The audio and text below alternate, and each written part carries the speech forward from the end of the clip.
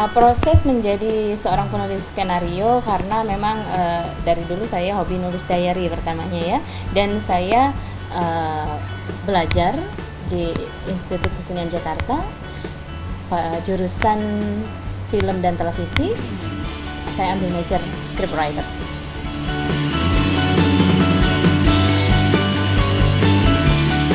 Tantangan terberat menjadi seorang penulis skenario adalah ketika kita mati ide atau sedang stuck. Di sana kita harus mencari, membutuhkan waktu luang untuk mencari inspirasi, untuk sejenak beristirahat ya, gitu. Mungkin dari melihat saja kita bisa menemukan ide-ide baru.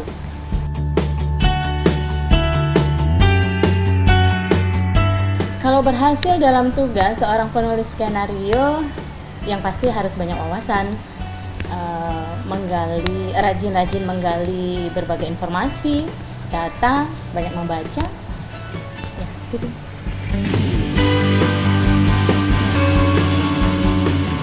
Film tanpa skenario saya pikir sih hampa ya, karena skenario kalau mendukung sebuah produksi film maupun berbagai macam program lainnya.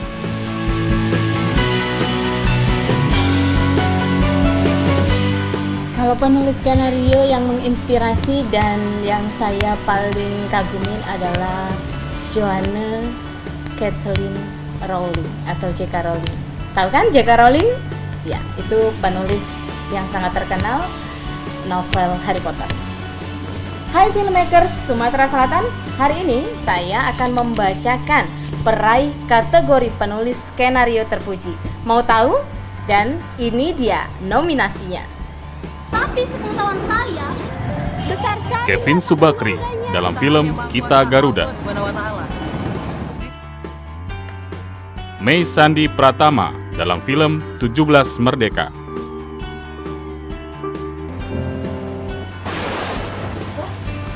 Rosi Erliani dalam film Pembawa Kehidupan. Dan peraih kategori penulis skenario terpuji adalah Mei Sandi Pratama, judul film 17 Merdeka.